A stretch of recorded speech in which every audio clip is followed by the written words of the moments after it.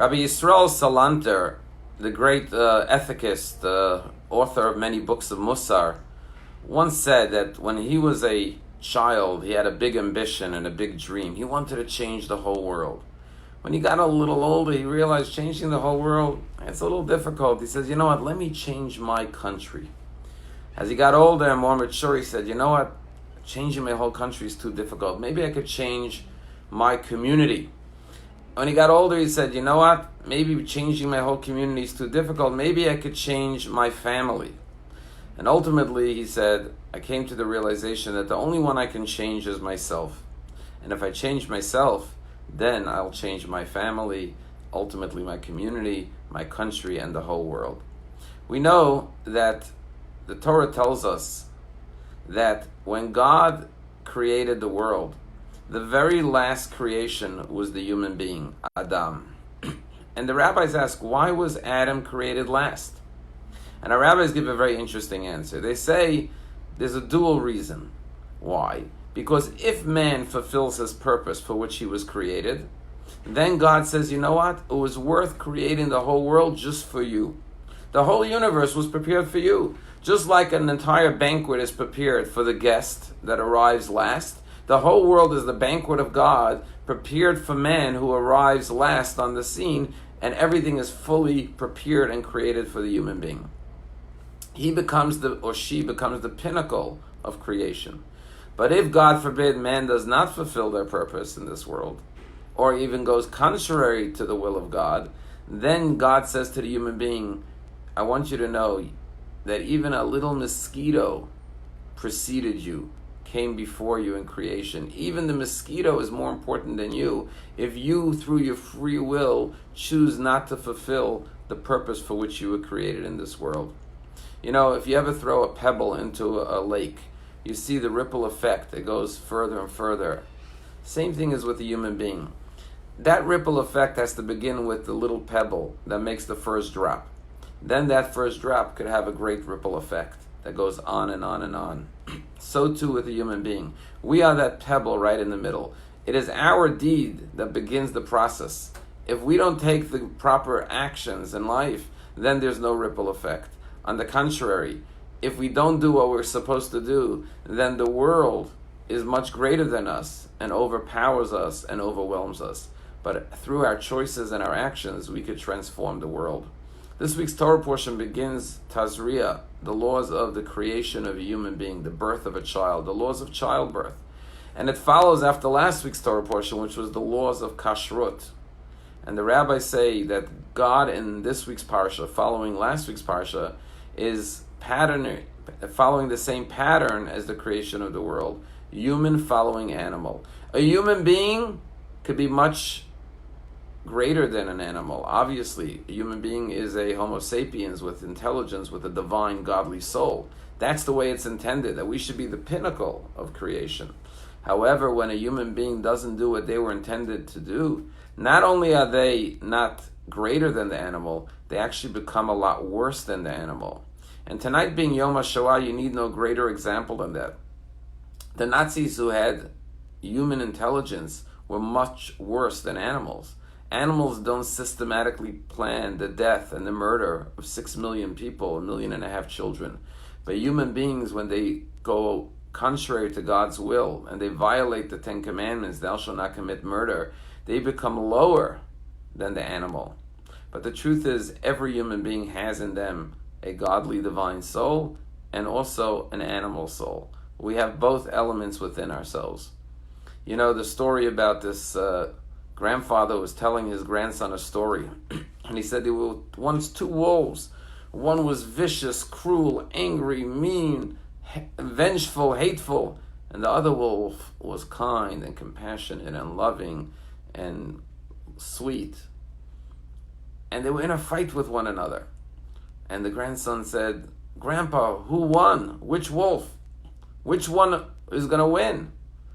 And the grandfather said, whichever wolf you feed. We all have 2 wolves or 2 animals inside of us. The animal of the animal soul, which is selfish and narcissistic and self-centered and insecure and jealous and vengeful and hateful and petty and full of vanity. And then we have the wolf, which is the godly soul, the power of the godly divine soul within man. And these two wolves are at war with each other constantly. And you want to know which one wins? The one that you feed, the one that you strengthen and nurture. That is the one that gains the upper hand in this world. So too, every human being has that choice. Tragically, we've seen what is the outcome when people follow the animal soul. And we've seen the beauty of goodness and righteousness when people follow the godly soul. And that is the message of this week's parsha. The human creation, the laws of human creation, of childbirth, follow the laws of animals, because the human being has a choice to be higher than the animals as God intended, or lower than the animals. And always remember, our rabbis are saying, that just like Adam was one person in an entire world, and God was saying it was worth creating the entire universe with the hundreds of billions of stars and planets and oceans and mountains and animal life and all the beautiful creations, flowers and trees, just for one human being to come and live out God's divine purpose. So too, every human being should know that the whole world was created for you. Your good deeds is what God is looking towards and God wants. And if you do what you're supposed to do, regardless of everyone else, the whole world was worth being created for you. And that's why as we go to the day of Matan Torah, the giving of the Torah at Mount Sinai, and today's the 11th day of the Omer, as we count our way, we work on our personal refinement and perfection as an individual. We look within ourselves to rectify any wrongdoing, to beautify our inner self, to be able to refine our character and our goodness, and to try to cultivate within ourselves all the traits that the Torah wants us to inculcate within ourselves. And when we get to Mount Sinai and the holiday of Shavuos, the opening words that we'll hear God say to each and every one of us is, Anochi Hashem Lokecha, I am the Lord your God. And our rabbis, even though God was talking to millions of Jews, he said, I am not your collective God, but I am your individual God. And what God is saying is, don't look to the left, don't look to the right. No matter what anyone else is doing, you do what is right, because God just cares about one person doing the right thing, and that is enough. If you're doing the right thing, the whole world was worth being created just for you. To conclude with a story, the Lubavitcher Rebbe passed away 26 years ago in 1992. 1994, at the age of 92. But his personal secretary, whose name was Rabbi Label Groner, just passed away tragically due to the coronavirus at the age of 88, right before Pesach, Erev Pesach, just a week and a half ago. He was a devoted secretary of the Rebbe. He stood at the Rebbe's side for 50 years, devoted to being the personal assistant of the Rebbe, a very great man. And tragically, he just died. And one of the stories that I heard about Rabbi Groner was that the Rebbe would have audiences with people late into the night. Sometimes the Rebbe would go home 1, 2, even 3 a.m. because he had hundreds of people who had appointments for months in advance to talk to him about different pressing issues. Rabbi Groner would stay and assist the Rebbe, allowing the people in and out for the meetings, and he would not go home till the same hour that the Rebbe went home. One night, in the middle of Yechidut, which means private audiences, the Rebbe, Rabbi Groner comes running down into the Beis Medrash where the students are learning downstairs, and he says, I need a yeshiva boy. Does anyone speak French? So one of the boys was from France. He said, yeah, I speak French. He said, come with me, I need your help.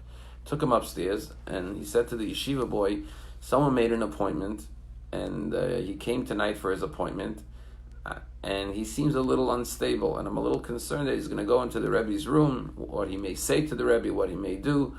So the problem is that this man speaks French only French. Now the Rebbe speaks French, so the Rebbe will communicate with him in French, but I won't understand what he's saying, and I have to monitor what he's saying to make sure that what he's saying is appropriate, that he doesn't say something wrong or offensive to the Rebbe. So I need you to stand with me by the door when he goes in and listen. If he says something inappropriate, I need to take him out of the room. I don't want him to offend or to do something inappropriate with the Rebbe. So it came the time for this man's appointment, and he goes in, and Rabbi Groner and this French boy are standing by the door, and they're listening to the conversation to monitor it. And they see this man sit down, and he says to the Rebbe, I've come to you to tell you that I am the Messiah. I am the long-awaited Messiah of the Jewish people. He was actually unstable. And he said, I came to ask you advice how I should go about revealing myself to the world. And Rabbi Groner was about to go in and ask this man to leave, come with such a ridiculous conversation. Obviously the man is not 100% sane. And the Rebbe looks at him, and the Rebbe says, let me ask you a question. Do you keep Shabbos? And the man said, no. And then the Rebbe said, do you keep kosher? He said, no. Then the Rebbe said to this Jewish man, do you put on tefillin? And he said, no. So the Rebbe said, I'll tell you what. The first step is go and start keeping Shabbos, kosher, and putting on tefillin. And once you've mastered that, come back to me, and I'll tell you what the next steps are. And what a beautiful lesson from the Rebbe, that even if a person seems unstable, even if a person may not be fully rational, they're still a human being. They still have a godly soul. They still have a purpose in this world. And let them start doing another mitzvah, a new mitzvah, a second mitzvah, a third mitzvah. One good deed will lead to another. Never discount, never dismiss the importance of the role and the purpose of every human being in this world. Every one of us was created for a purpose. As I once saw a billboard that says, God doesn't create junk. If we're here, it means God made us for a purpose. And that's the message of this week's Torah portion, Shemini, the birth of a human child, the pinnacle, the most important creature that God ever created, which was meant to control and master and utilize the whole world for the service and the honor of God. But when we succumb to our animalistic drives, like the Nazis did, then we not only become like the animals, on the contrary, unlike the animals who have no free will, we who have free will become worse than animals. We become human beasts. It is our goal and our charge and our purpose in this world to feed the wolf that is kind and loving and compassionate, and starve the animal soul, which is the drives and the instincts of our selfish animalistic impulses. And then we, individually and collectively, will be victorious in truly bringing about a world of goodness, a world of redemption. Have a wonderful day.